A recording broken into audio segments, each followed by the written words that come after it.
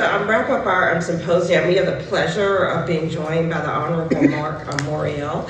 And he has a very extensive bio, and I know that we can use the QR code to read it, but there's a few things I'd like to read that I think are notable. So he is one of the few national leaders to possess both street smarts and boardroom savvy, and is the transformative president and CEO of the National Urban League, the nation's largest historic civil rights and urban advocacy organization.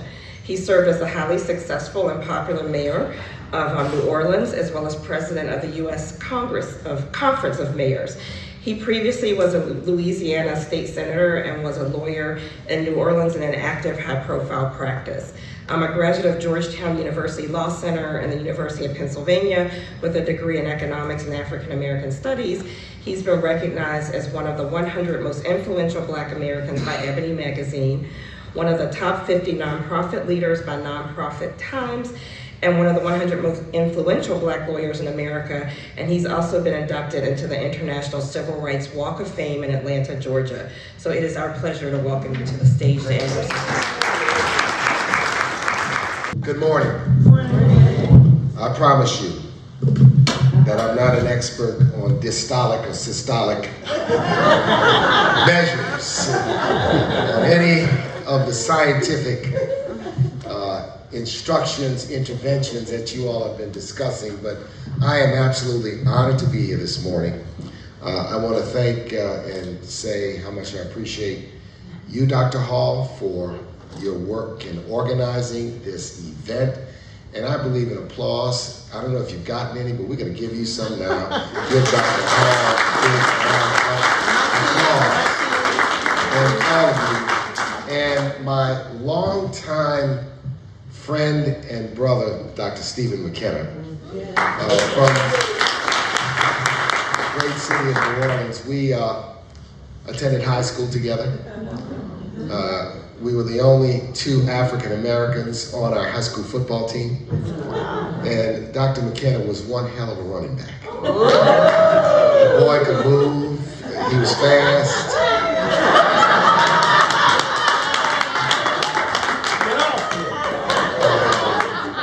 And if necessary, he'd either head fake him or run him over. But I am so pleased, Stephen, to be with you this morning. The NMA, of course, for me, I am on the shoulders of my late grandfather, Dr. C.C. Hydell, Sr., who was a 1922 graduate of the Howard University School of Medicine. Born as the grandson of a slave in St. John the Baptist Parish, Louisiana, a community called Wallace. His ancestors and our ancestors come from what is now the Whitney Slavery Museum in St. John the Baptist Parish, Louisiana. He was a faithful member of the National Medical Association.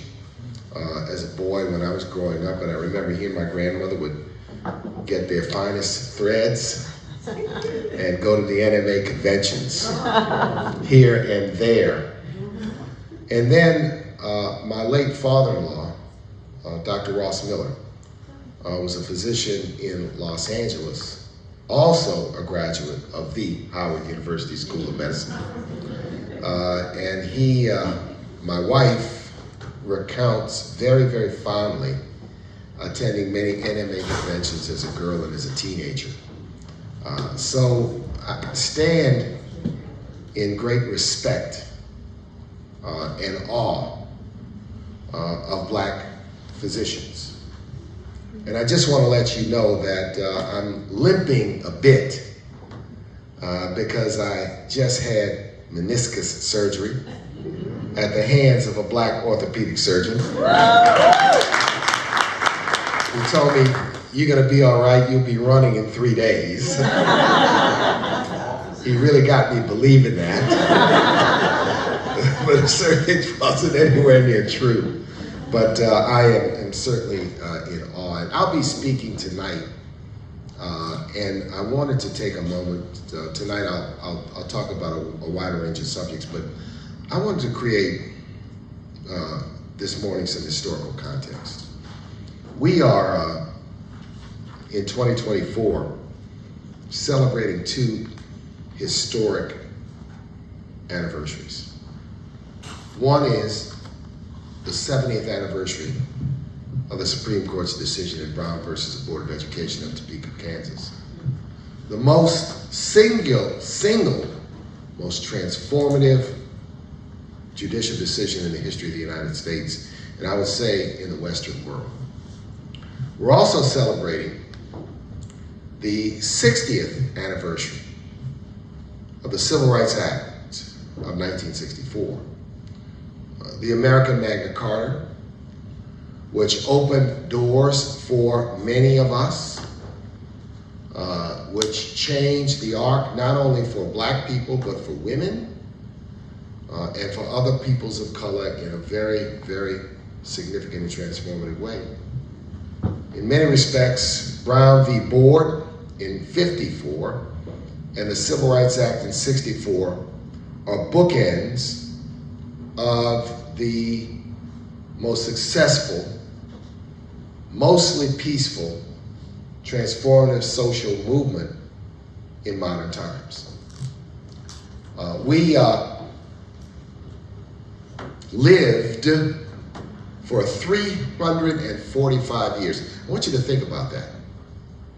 345 years, from 1619 to 1964, under the cloak of slavery and what I call slavery light and like, which is what segregation was. And we've now had a 60-year period after the passage of the Civil Rights Act, when the arc of the American moral universe is bent towards justice. But we live in a moment and at a time when there are those with money, with power, and with influence who are trying to bend that arc back in another direction. They've planted in this country a poisonous tree. And on that poisonous tree, fruits are being nurtured and watered and growing. Those fruits are the fruit of voter suppression and anti-democratic measures that have no intent whatsoever except to keep Black people, brown people, disabled people, older Americans from voting or making it significantly more difficult for them to vote. The fruit on that tree is a fruit of racial gerrymandering, drawing lines in such a way to dilute the vote of Black people, Latinos, and in some states, Indigenous Americans. On this poisonous tree, the fruit of hate is being nurtured and watered. And it is a broad-based hate. It is anti-Black, it is anti-Muslim, it is anti-Jew, it is anti-LGBTQ, it is anti-immigrant, it is anti-anyone that these powerful forces consider other Americans. On this tree is the fruit of retrogression. The idea that the government should play no role in healthcare, no role in education. Why is it that the states with the widest health disparities have become refuseniks in the expansion of Medicaid? You need it the most, and you want it the least. On this tree are many fruits being watered. This tree is not a weed. This tree was intentionally planted. It was intentionally planted by powerful moneyed forces. This tree and the powerful moneyed forces have a troubadour and a drum major and a leader who happens to have orange hair and who needs a high quality tanning bed.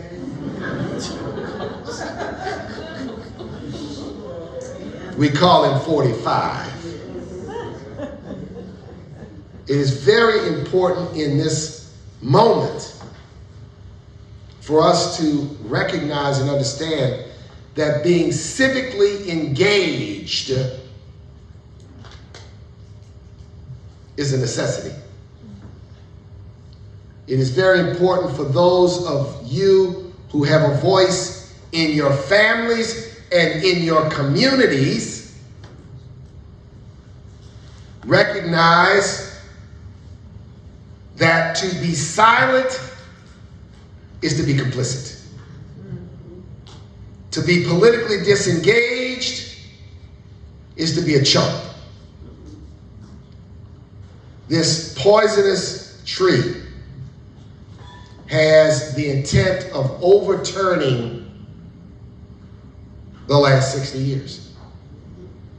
This poisonous tree has the intent of eroding the foundations of American democracy.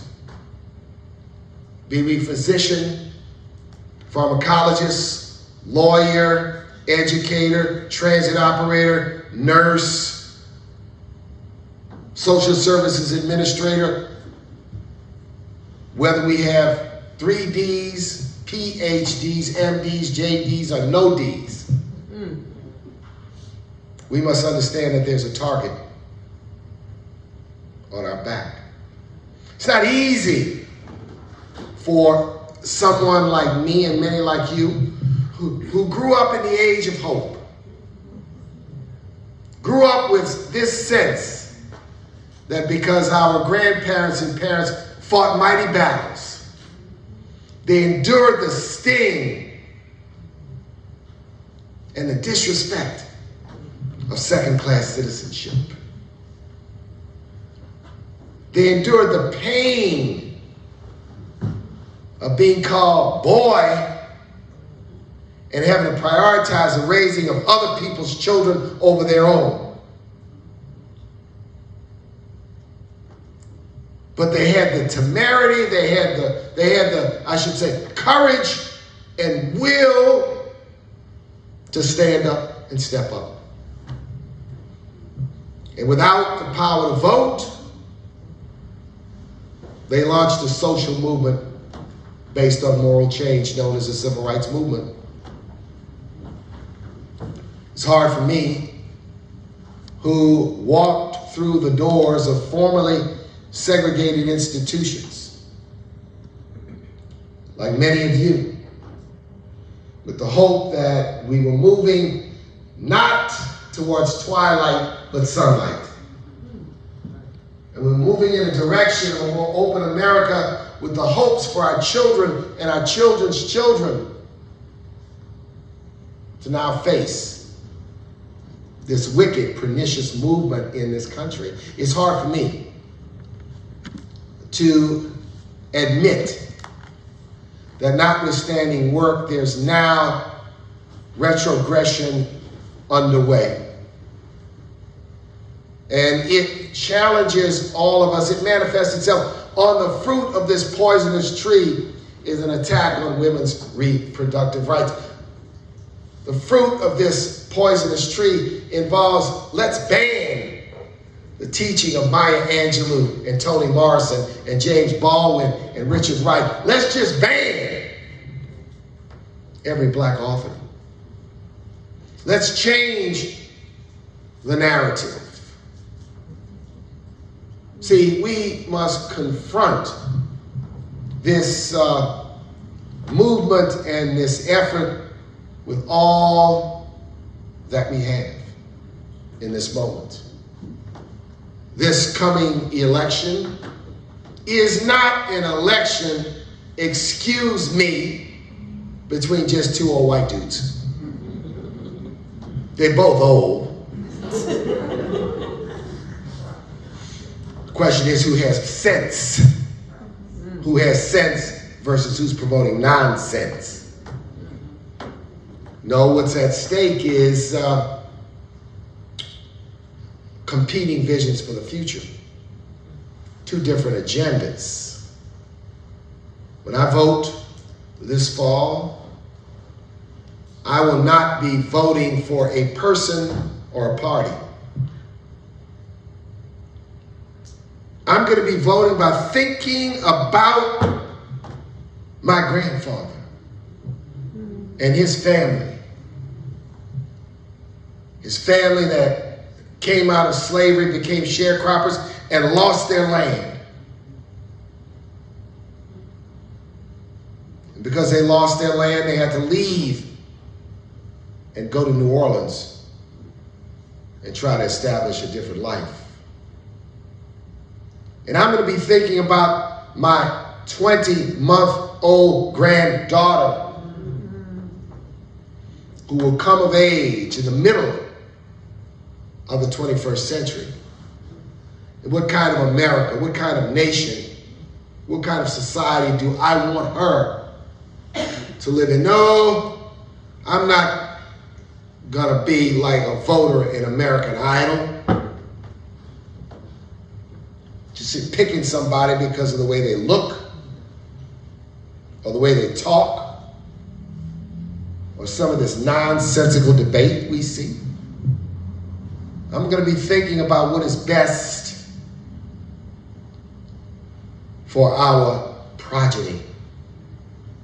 And I encourage you all to think in the same way, to be engaged. You're busy with your professional pursuits and the challenges of what that means. You're busy with your personal pursuits. The young people here are working to become contributing members of the profession. It places a lot of pressure on you, and sometimes you say, how can I even have time for the civic square, the civic conversation? But it affects us. 4 years ago,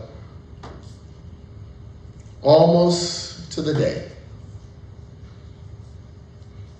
as COVID had us in shutdown and we were glued to our television sets to find out the latest about COVID and social distancing guidelines,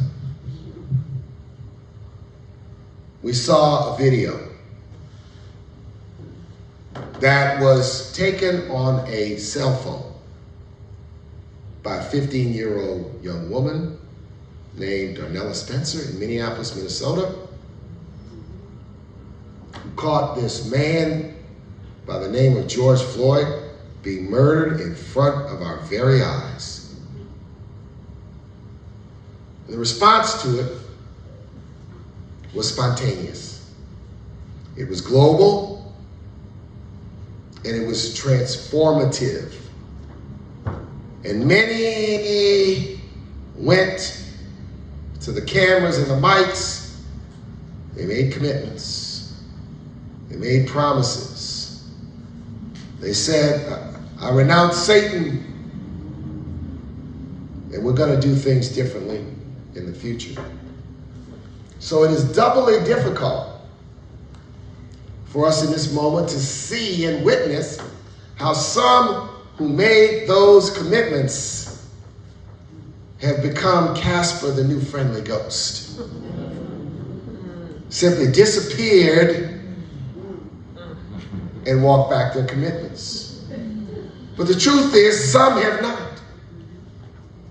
Some have not. But even if one has, The planters of the poisonous tree have won a small victory. Because the other tactic of the planters of the poisonous tree are threats. You know, back in the neighborhood, Brother McKenna, we called them wolf tickets. You went around talking and saying what you wasn't going to do nothing. It was a persuasive kind of thing. And these planters are threatening lawsuits and political retaliation and calling people before the Congress and flogging them and hazing them and attacking them. This is hardball,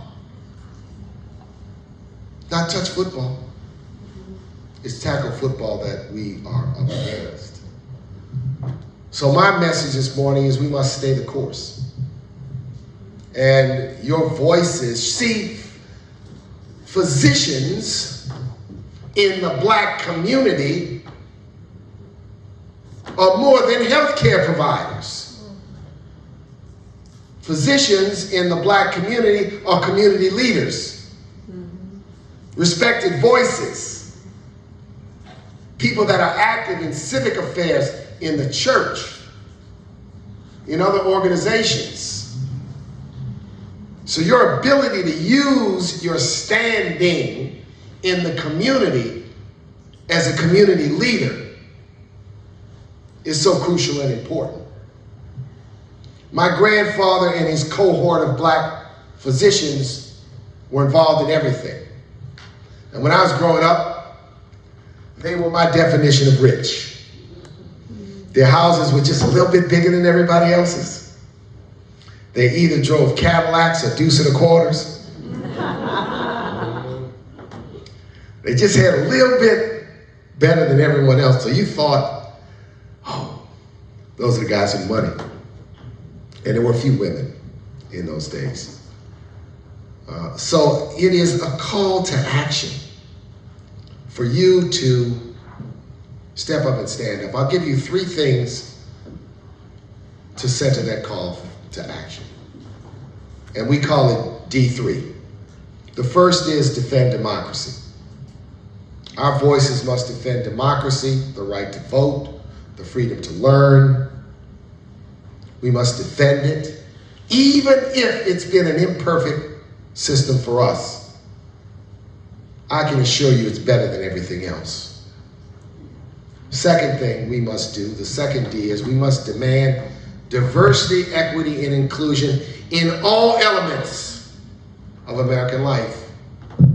The medical groups you serve in, the hospitals you work with, the pharmacies whose bottom line you have to promote in order to serve your patients.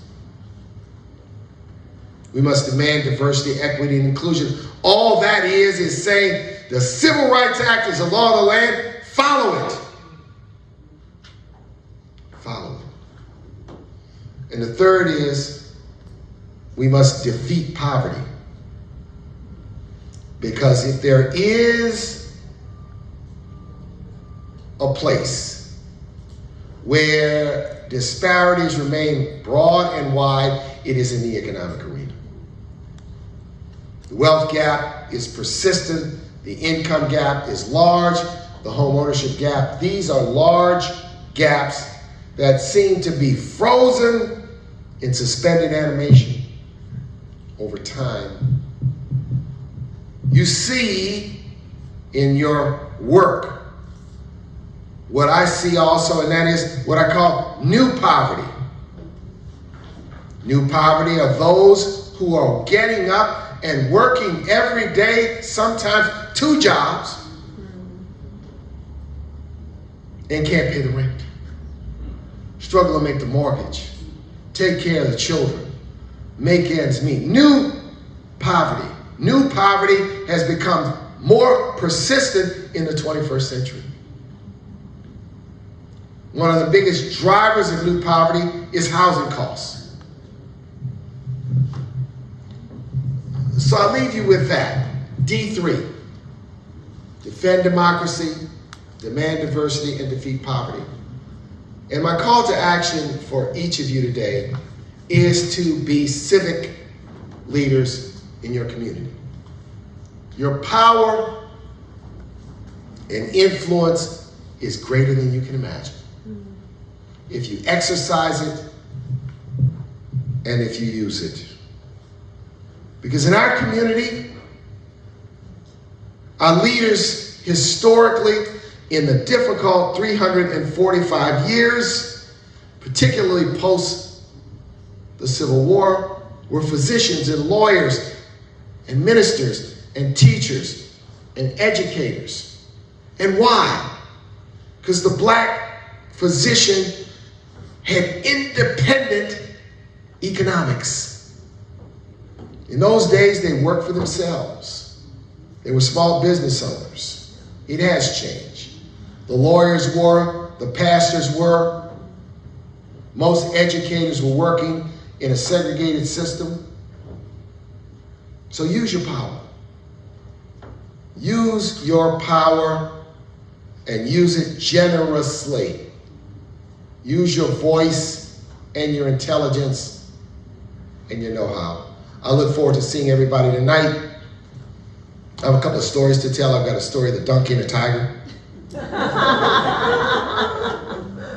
Maybe I'll tell that one, the snake and the rabbit. And a whole lot of other stories. I want to share one with you all tonight. Looking forward to being with you all tonight at the awards gala. God bless everyone. Thank you all for having me. And go forward. Thank you.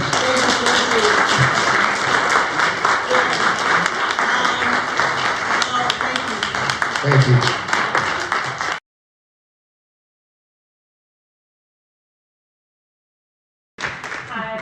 Good morning. My name is Madison Masters. I'm a graduating fourth year at Quinnipiac. I'll be starting my residency in internal medicine at Mass Gen this summer. Thank you very much for coming and speaking with us. As a part of the SNMA National Diversity Research Committee this past year, I've been thinking more about my ability to be involved and to be a leader. But something that I and a lot of my sort of cohort are worried about is that as trainees, we don't really have power, and as you mentioned so rightly, that we are no longer, in most of medicine, we're no longer small business owners, and we no longer have that power, and we're beholden to our employers. And this makes us fearful of doing the kinds of stepping up and leading that you mentioned. What advice do you have for someone like me or for any of my cohort? So let's hone in on that word fear. It is a natural human emotion. Fear. Fear. All I can tell you is, I want you to think whenever you're fearful, I want you to think about Harriet Tubman. Walking through the swamps of the eastern shore of Maryland, among snakes and hunters and bears, and in the dark of the night, back to Philadelphia 12 times. Sometimes we have to find inner courage. And then we have to understand that advocacy requires not allowing the other human emotion called anger to guide our words. Many times the anger may guide our feelings. We cannot allow it to guide our words. Intelligent advocacy. Intelligent advocacy is something we must practice.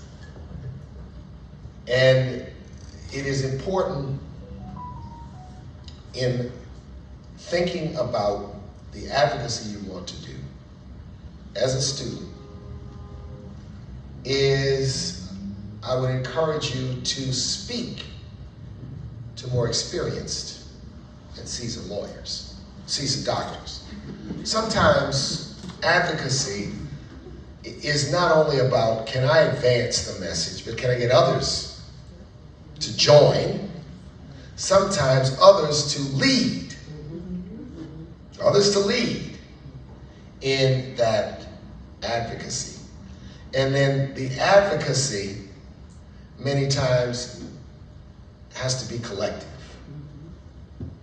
So fear is a natural human emotion. But I tell you, sometimes where courage comes, courage may come from collectivity, collective power, where we support each other, and we think together, and we act together, versus me believing I've got to confront this all on my own, or do things on our own. So it's important to muster up, and we all have moments of doubt, moments of hesitation. Sometimes hesitation may be telling us, giving us the right message. Sometimes it may be stopping us from proceeding. But with these institutions, I want to make one other point. I want to give you guys some numbers. These are important numbers about diversity. Today, Black Americans have a spending power nearly $2 trillion. When you combine Black spending power with Latino spending power, with Asian spending power, you are at 5 trillion or slightly north of 5 trillion. Context around numbers. Total GDP of the United States is 23 million. 23 trillion.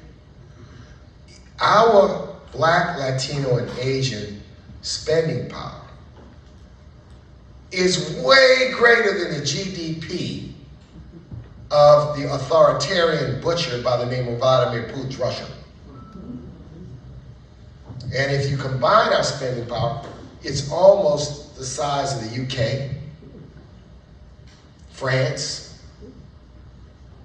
So when we think about diversity today, some of those folks we're talking about cannot make it without the patronage of our community. All right. Let me give you another interesting story. I don't want to name the university. Someone just told me this story. This is a PWI university. The chancellor, thank you, of the university went before the board and told the board, you know, if we do not increase our Black, Latino, and Asian student enrollment, we will have a problem. And of course, several members of the board got upset with him. What are you talking about? What are you talking about? Then he pulled out the other slide, birth rates, and showed them, look, he says, the number of white teenagers in this state is just in decline. Unless we capture a greater proportion, a significantly greater proportion of those young people who come to this university, we will have declining enrollment. Or look at the birth rates for Blacks, Latinos, and Asians going this way. He said, forget race. Let's just talk about survival. Let's just talk about what we have to do. We want to stay a flagship institution, or do we want to end up in 15 years with half the population, student population? The same is true so this notion of diversity is not just about counting a few numbers just for the good of the order. It's about fairness, it's about justice.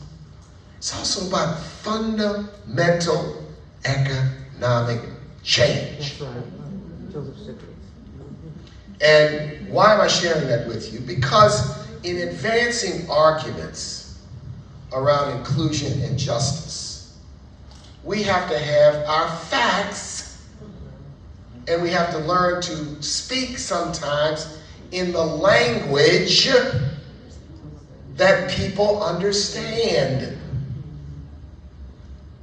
So many times institutional leaders understand money, number of customers, number of patients, number of transactions, number of surgeries, number of therapies.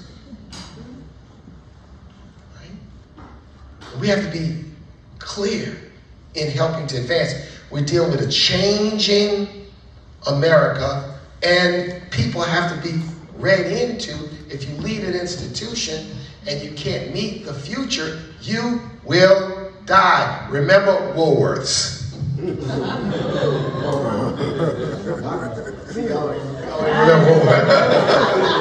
Any other questions? Thank you. I know we've been here for a while. And yeah, you had.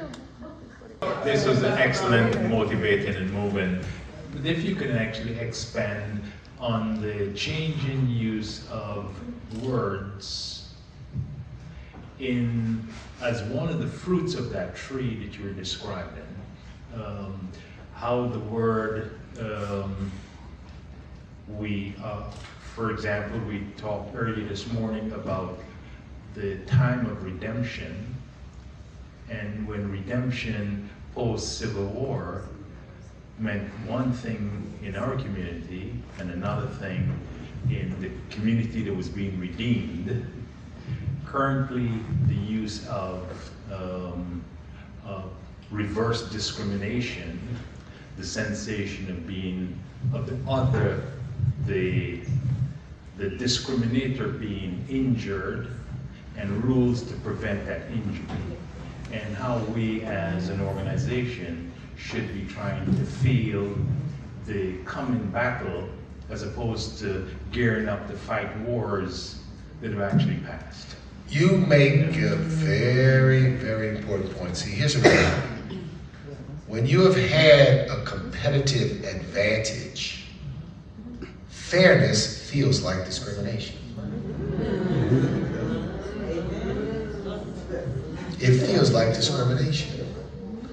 I was reading a book where a woman talked about a leadership summit she facilitated. 38 people in the leadership summit, corporate leaders, 38 white men. One of them jumped up and started talking about his job being taken away by others. Reverse discrimination. And she said, well, look around this room. Whose job in here has been taken away by a woman or a black person? In other words, she said he was fantasizing in a fantasy. We have to help people understand that, I say this all the time, I, in my career, have hired a lot of people. Hiring people is usually not a choice between a qualified and unqualified person. A lot of times it's a choice between several qualified people, right? So don't give me this meritocracy bullshit, right? You're making it up. You're using meritocracy to really define aristocracy. That's what you're doing. You're using it, you masked it. Because the presumption is that you are qualified and I am not. But here's the thing. When you engage in these kind of conversations, you have to be prepared that everyone will not agree. That you're gonna face pushback. And I think that words matter, but we have to be very careful on not being quickly intimidated, cutting and running. So for example, now they've sought to give diversity a bad name. Oh, diversity, equity, inclusion. How did we start using the word diversity, equity, inclusion? Because they trashed the term affirmative action. Before affirmative action, it was called EEO. Before EEO, it was called FEP. fair employment practices. One university I just read about, when they shut the DEI down, they decided, you know what, now we'll just change it to the Office of Civil Rights and Access. There's a side of you that says, I'm going to fight for diversity, equity, and inclusion. There's another side of me that says, I don't care what you call it as long as you do it. Because this terminology stuff, you know, Americans get caught, like you hear all this conversation about anti-woke. You all know where that word came from? Y'all don't know the history of that word? That word comes from black culture. That's what parents told their kids in the early 20th century when the Klan was all over the place. When you go out and about, stay woke. Be aware of the Klan, be aware of slave catchers. That term comes from African American culture. It was a parent saying, be aware, stay woke. Well, I was asked about woke. I said, I am much, much better off being woke than being asleep. Snoozing, right? Like Rip Van Winkle. So the words are important in terms of thinking about how, that's why I think in an institutional sense, inside institutions, we have to marshal the economic argument, right? We have to marshal the, what I call joint interest argument, the best joint interest, the best combined enlightened self-interest arguments, in addition to the arguments of fairness. The arguments that we feel deep down, this is our birthright, this is something we have fought for, we worked for, we owed, may not always work in a mainstream conversation, right? So a lot of times when I'm talking to groups, I'm thinking long and hard about that audience. What do I need to advance for this audience so that they'll be open-minded around it? It is, you ask a very important question, and it is extremely challenging and difficult. But the good news now is there's so many resources available on the internet to think and to talk and to understand this that we have to advance. Thank you for the question. It's so great that the students are here. In medical school, you don't hear this. This is not taught. This has to be learned, and often the hard way. And I had to learn it the hard way. You and I, starting at the bench in the schoolyard, got to learn it the hard way. I listened to this guy Tuberville talk about, we need more babies. Who do you think he was talking about? So do you think some of this is what you talked about, the numbers, that they're looking at the numbers, and they're playing a long game, right? They're playing a long game, because they know, they see that, we know that in Louisiana, you know, we know the numbers in Mississippi, we know the numbers in Alabama, that they couldn't vote, they couldn't do this, they couldn't do anything, but they control it. It's minority rule to a great extent. So how do we, I mean, I guess it's a soapbox kind of question. How do we combat this? What's the strategy for this? The student is correct. Sometimes we are the only one there. You and I were the only one there. Some of them are the only one there. She's out in Quinnipiac. You're the only one there, right? Yeah, she got a group of who? Group of one. Where's she gonna find her group? You know, Quinnipiac, Lord have mercy. You know, that's why I went to Jesuit. I went to Brown, but I went to Howard. You know what thing that you couldn't tell me at Howard? We don't like you because you're black. They took my black card. They don't know I'm black. Their people don't know I'm black. I could be a white man if I wanted to be.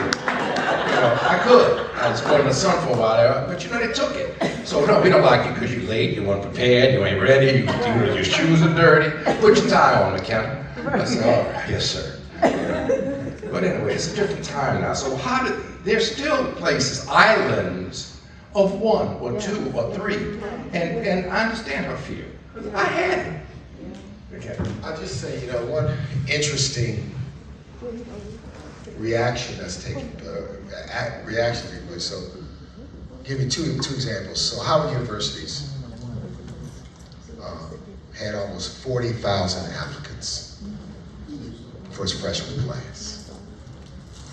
Clark Atlanta University, which only has 1,000 seats, had 42,000 applicants.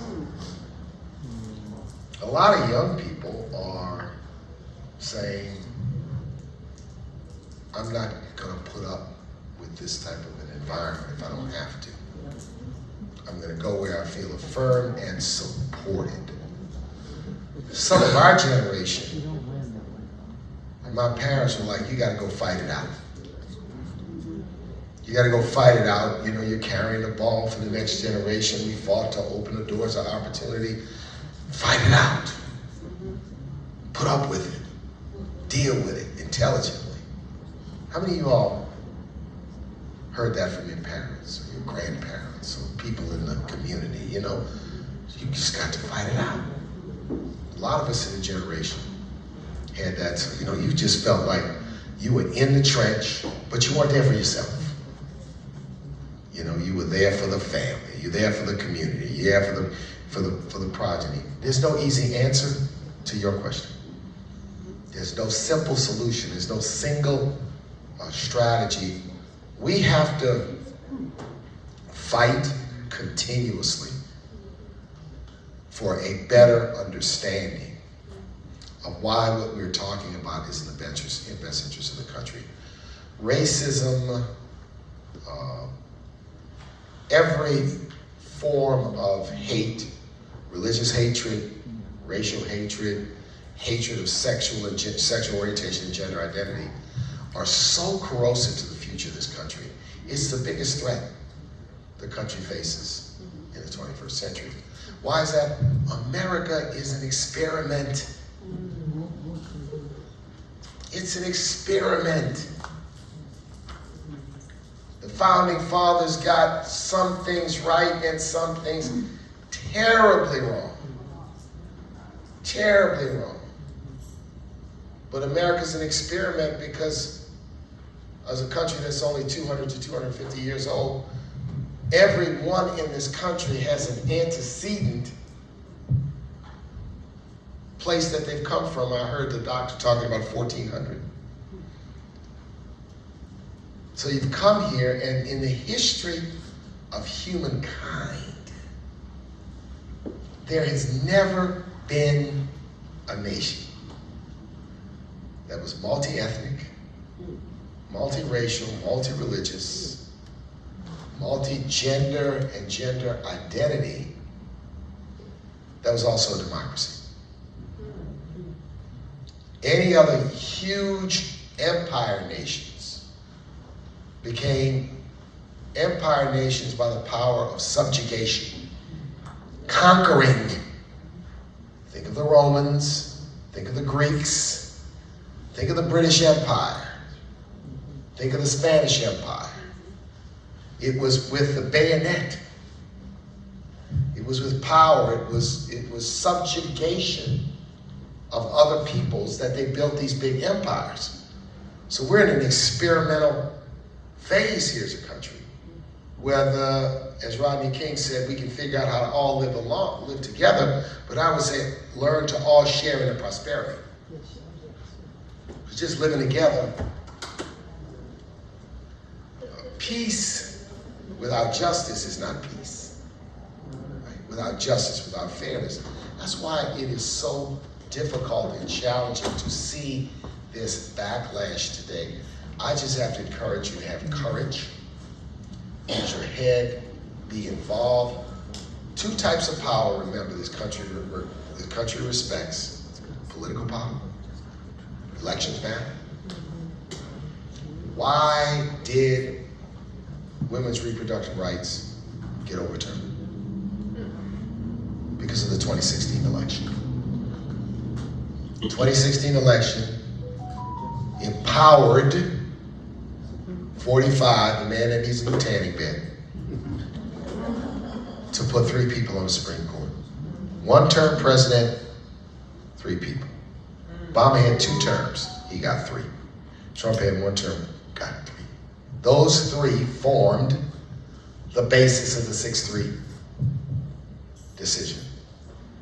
Those 3 formed the basis of the decision in the Harvard UNC affirmative action case. So anyone who says politics doesn't count, elections don't count, give them a cold shower, please. Wake them up. Wake them up. Tell them stop watching SpongeBob and Bugs Bunny. Life in the world is not a cartoon. I come from the business world, and I love it when you talk about our buying power, but we've got to talk about our investing power. Because it's the lack of investing that is the difference often in us not moving further ahead economically. It's why other cultures have been able to get ahead of us. We don't invest with each other. The turnover in the Black community of $1 is 6 hours. In the Asian community, it's 30 days. And we've got to reverse how we deal with money. And from an investment standpoint, great CD rates are at 5%. It will take you 14 years to double your money. At 10% S&P 500 rates, it takes you 7. By the 14th year, you could have quadrupled.